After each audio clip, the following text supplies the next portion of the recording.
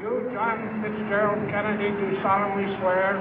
I, John Fitzgerald Kennedy, do solemnly swear. That you will faithfully execute the office of President of the United States. That I will faithfully execute the office of President of the United States. And will, to the best of your ability. And will, to the best of my ability. Preserve, protect, and defend the Constitution of the United States. Preserve, protect, and defend the Constitution of the United States. So help you God. So help me God.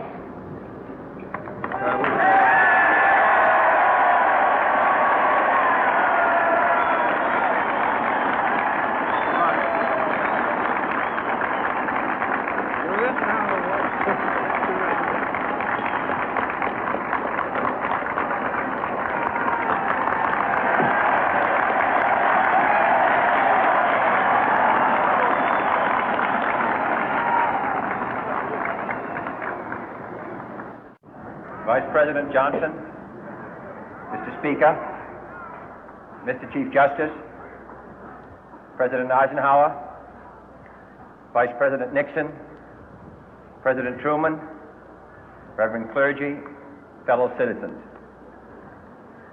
We observe today not a victory of party, but a celebration of freedom, symbolizing an end as well as a beginning, signifying renewal as well as change. For I have sworn before you and Almighty God the same solemn oath our forebears prescribed nearly a century and 3/4 ago. The world is very different now, for man holds in his mortal hands the power to abolish all forms of human poverty and all forms of human life. And yet the same revolutionary beliefs for which our forebears fought are still at issue around the globe.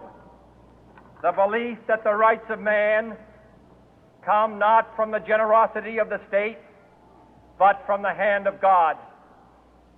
We dare not forget today that we are the heirs of that first revolution. Let the word go forth from this time and place to friend and foe alike that the torch has been passed to a new generation of Americans born in this century, tempered by war, disciplined by a hard and bitter peace, proud of our ancient heritage, and unwilling to witness or permit the slow undoing of those human rights to which this nation has always been committed and to which we are committed today at home and around the world.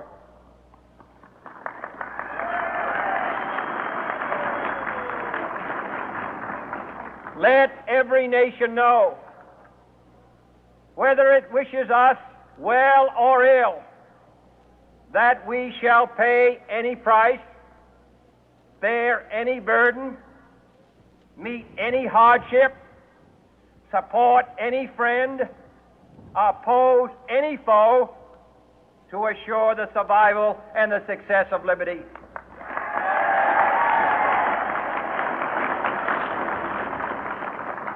This much we pledge and more. To those old allies whose cultural and spiritual origins we share, we pledge the loyalty of faithful friends. United, there is little we cannot do in a host of cooperative ventures.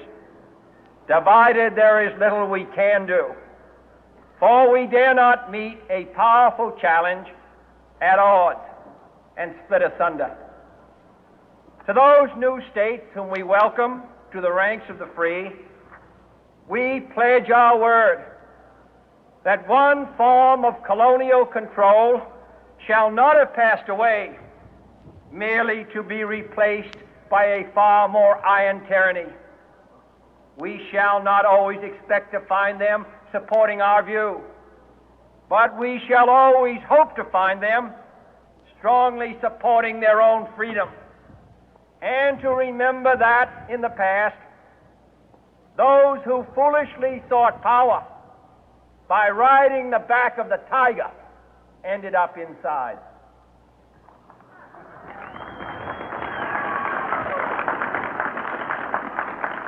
To those people in the huts and villages of half the globe struggling to break the bonds of mass misery, we pledge our best efforts to help them help themselves for whatever period is required, not because the communists may be doing it, not because we seek their votes, but because it is right. If a free society cannot help the many who are poor, it cannot save the few who are rich.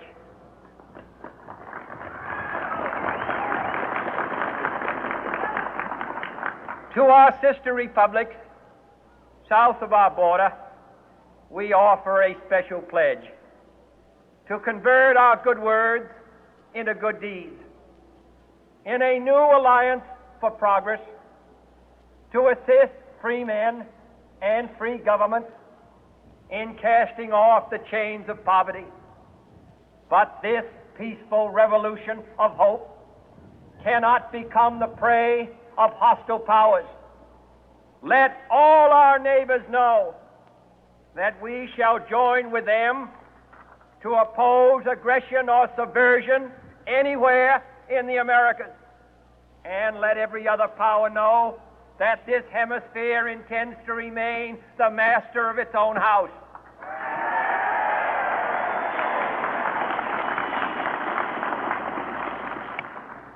To that World Assembly of Sovereign States, the United Nations, our last best hope, in an age where the instruments of war have far outpaced the instruments of peace, we renew our pledge of support to prevent it from becoming merely a forum for invective, to strengthen its shield of the new and the weak, and to enlarge the area in which its writ may run. Finally, to those nations who would make themselves our adversary, we offer not a pledge, but a request that both sides begin anew the quest for peace. Before the dark powers of destruction, unleashed by science, engulf all humanity in planned or accidental self-destruction, we dare not tempt them with weakness, for only when our arms are sufficient beyond doubt can we be certain beyond doubt that they will never be employed. But neither can two great and powerful groups of nations take comfort from our present course, both sides overburdened by the cost of modern weapons, both rightly alarmed by the steady spread of the deadly atom, yet both racing to alter that uncertain balance of terror that stays the hand of mankind's final war. So let us begin anew, remembering on both sides that civility is not a sign of weakness, and sincerity is always subject to proof. Let us never negotiate out of fear, but let us never fear to negotiate.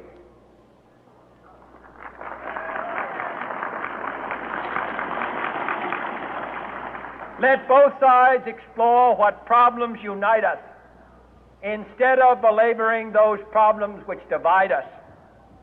Let both sides, for the first time, formulate serious and precise proposals for the inspection and control of arms, and bring the absolute power to destroy other nations under the absolute control of all nations.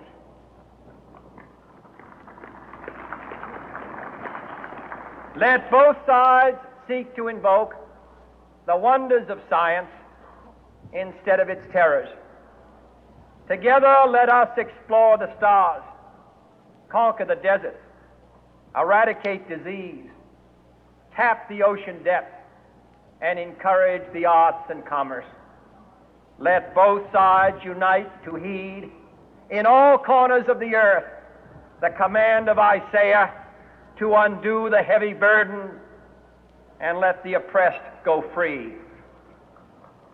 And if a beachhead of cooperation may push back the jungle of suspicion, let both sides join in creating a new endeavor, not a new balance of power, but a new world of law, where the strong are just and the weak secure and the peace preserved.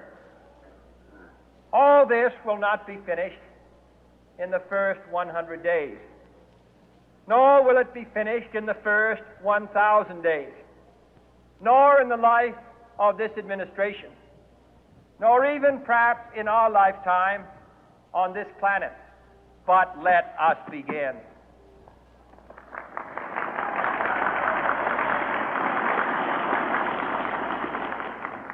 In your hands, my fellow citizens, more than mine, will rest the final success or failure of our course. Since this country was founded, each generation of Americans has been summoned to give testimony to its national loyalty. The graves of young Americans who answered the call to service surround the globe. Now the trumpet summons us again, not as a call to bear arms, though arms we need, not as a call to battle, though in battle we are, but a call to bear the burden of a long twilight struggle, year in and year out, rejoicing in hope, patient in tribulation, a struggle against the common enemies of man, tyranny, poverty, disease, and war itself. Can we forge against these enemies a grand and global alliance, north and south, east and west, that can assure a more fruitful life for all mankind? Will you join in that historic effort?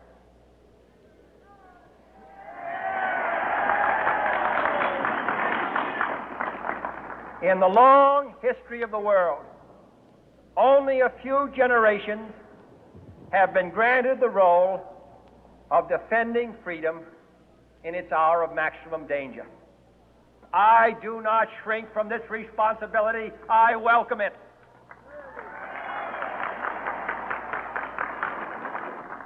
I do not believe that any of us would exchange places with any other people or any other generation.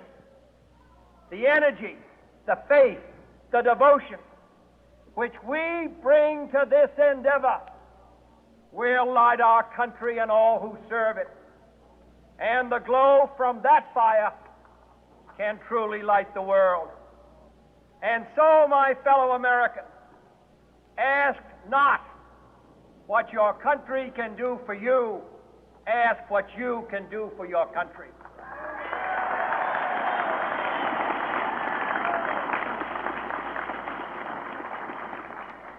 My fellow citizens of the world, ask not what America will do for you, but what together we can do for the freedom of man.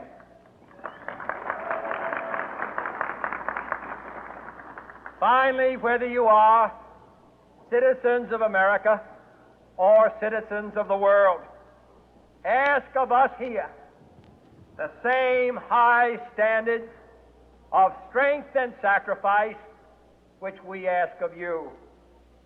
With a good conscience, our only sure reward, with history the final judge of our deeds, let us go forth to lead the land we love, asking His blessing and His help, but knowing that here on earth, God's work must truly be our own.